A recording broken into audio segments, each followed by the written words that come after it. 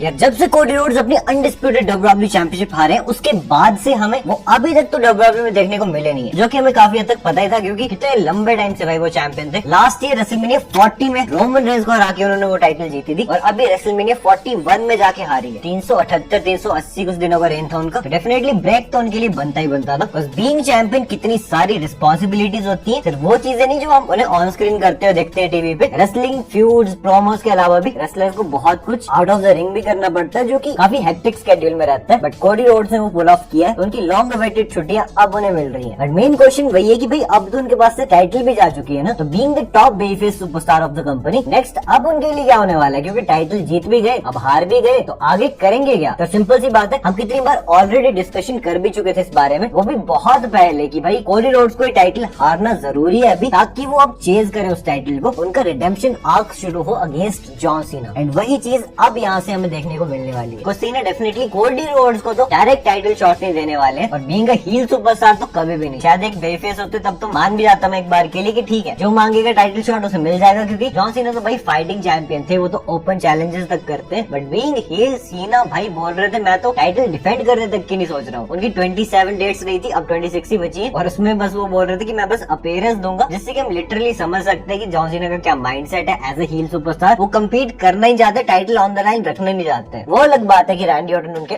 All time rival रह चुके हैं, इसलिए उन्हें टाइटल शॉट मिल रहा है, which makes complete sense for now, क्योंकि रैंडी ऑर्टन ने तब टाइटल शॉट डिमांड किया जब कोडी के पास से उनकी टाइटल चली गई। तो एक तरह से वो बदला भी ले रहे हैं कोडी रोड्स का, और कोडी रोड्स पे टर्न न करके उनके अगेंस्ट न जाके वो सिंपली तब आए हैं उस टाइटल के लिए जब कोडी चैंपियन नहीं है, जो कि बहुत ही अच्छी बात है as a mentor as a friend. But Cody का क्या भाई साहब, तो मैं आपको पूरी जर्नी एक्सप्लेन करता हूँ। नेक्स्ट इवेंट बैकलैश है, जहाँ पे तो John Cena versus Randy Orton for the WWE title already book हो चुका है मैच। जैसा कि मैं पता है कि कोडी रोड्स इस इवेंट में तो कम्पीट नहीं करने वाले, किसी भी तरह इन्वॉल्व नहीं होंगे। चलो बैकलैश निकल जाएगा, उसके बाद जो डब्ल्यूडब्ल्यूई का इवेंट आएगा that will B money in the bank, जो कि जून में होने वाली है। अब देखो कोडी रोड्स अगर मनी इन द बैंक से पहले आ भी जाते हैं वापस, तो ज्यादा कुछ मतलब बनेगा नहीं, क्योंकि यार मनी इन द बैंक में वैसे भी मेन फोकस होता है money in the bank match, जिसमें कि ऑब्वियसली कोडी रोड्स तो कम्पीट करने नहीं वाले। मतलब ऐसा जरूरी नहीं है, वो कर भी सकते हैं, बट मुझे पर्सनली चांसेस कम लगते हैं, क्योंकि इस बार मेजोरिटी चांसेस है कि मनी इन द बैंक जो भी जीतेगा वो वर्ल्ड टाइटल के लिए जाएगा, जो कि अभी जे उसो के पास है, ना कि डब्ल्यूडब्ल्यूई टाइटल के लिए। लेकिन जैसे ही Money in the Bank event खत्म हो जाएगा, उसके बाद काफी हाई पॉसिबिलिटी की कोडी रोड्स का डेफिनेटली हमें रिटर्न देखने को मिल ही जाएगा, क्योंकि इससे जो नेक्स्ट इवेंट आने वाला है डब्ल्यूडब्ल्यूई का, वो भी जून में ही होगा। अभी तक डब्ल्यूडब्ल्यूई ने अनाउंस तो नहीं किया, लेकिन काफी रिपोर्ट सामने आई थी कि जून 27 या 28 को डब्ल्यूडब्ल्यूई ये वाला इवेंट करवा सकती है। That will be Night of Champions. इस बार WWE King and Queen of the Ring नहीं करवा रही है, उसकी जगह नाइट ऑफ चैंपियंस होगा। और ये भी बताया जा रहा है कि ये इस साल में सऊदी अरेबिया वाला सिर्फ एक लौता इवेंट होने वाला है, और काफी हद तक पॉसिबिलिटी की WWE King and Queen of the ring अगर अलग से नहीं करवा रही है, तो वो इस टूर्नामेंट का फाइनल हमें नाइट ऑफ चैंपियंस में दिखाए। तो अगर Cody Rhodes money in the bank के बाद वापस आते हैं, तो वो अनाउंस कर सकते हैं कि भाई अब उन्हें वो टाइटल वापस चाहिए, लेकिन वो डायरेक्टली जॉन सीना की तरह इंसर्ट नहीं करने वाले खुद को किसी भी मैच में। वो अर्न करना चाहते हैं टाइटल शॉट, और एक ही तरीका है अर्न करने का टाइटल शॉट को, by competing in the king of the ring tournament. तो वो पार्ट बनेंगे इस टूर्नामेंट का, फाइनल तक भी पहुंचेंगे, और नाइट ऑफ चैंपियंस में काफी हद तक पॉसिबिलिटी बनती है कि वो जीत भी जाए, and king of the ring बनके उन्हें डायरेक्ट टाइटल शॉट मिल जाएगा against John Cena for the undisputed WWE championship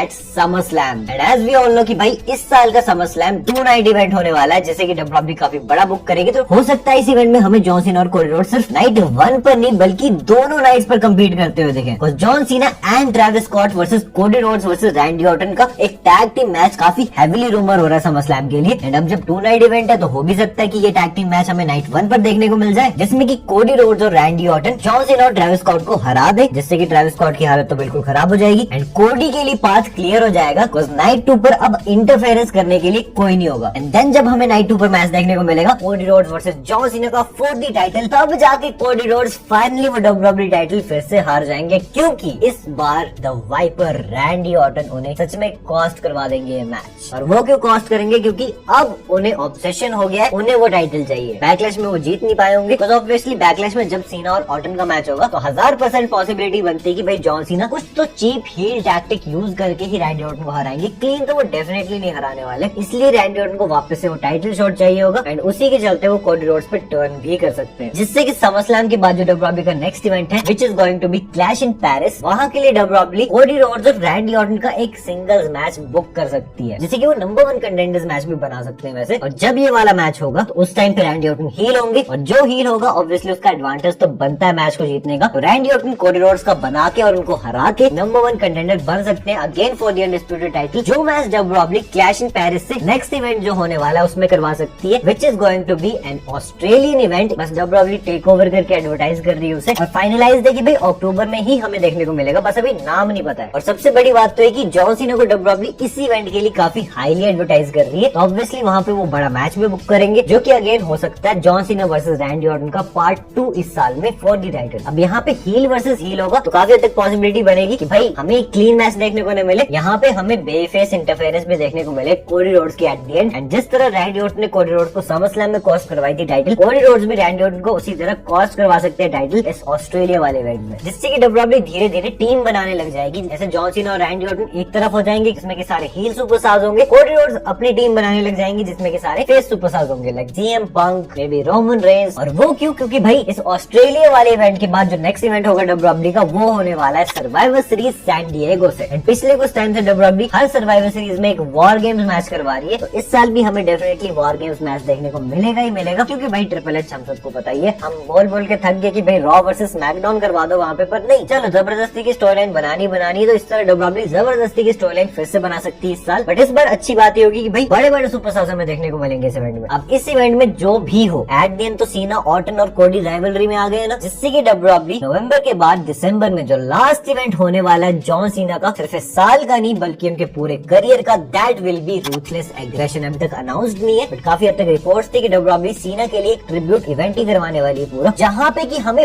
finally फिर WWE क्लोजिंग चैप्टर दिखा सकती है जिसमें कि जॉन सीना अपनी टाइटल डिफेंड करेंगे against the American nightmare Cody Rhodes versus the viper Randy Orton in a triple threat match. क्योंकि पूरे साल में भाई कोडी, ऑर्टन, सीना एक दूसरे के अगेंस्ट लड़ के थक चुके होंगे एंड फाइनली WWE इन तीनों को एक ही मैच में डाल देगी, जिस मैच में फाइनली फिर रैंडी ऑर्टन ये टाइटल ले जा सकते हैं, जिससे कि वो बन जाएंगे 15 times WWE champion. And John Cena तो इसके बाद रिटायर हो जाएंगे, एक अच्छा फेयरवेल उनकी टाइटल ड्रॉप करने के साथ हमें खत्म होता हुआ दिखेगा। एंड उसके बाद तो हमें पता ही कि जनवरी से रोड टू रेसलमेनिया शुरू हो जाएगी, जहाँ पे कि हमें रैंडी कोडी की राइवलरी कंटिन्यूड देखने को मिलेगी टिल रेसलमेनिया 42, जहाँ पे कि इन दोनों का वापस से एक सिंगल्स मैच होगा फॉर द टाइटल, जिसमें कि फाइनली फिर कोडी रोड्स रैंडी ऑर्टन को डिफीट करके ये टाइटल रीगेन कर सकते हैं for the second time in his career. तो यही थी पूरी जर्नी कोडी रोड्स की जो कि हमें इस साल में देखने को मिल सकती है। आप अपनी कोडी रोड्स को लेकर प्रेडिक्शन मुझे कमेंट सेक्शन बताना।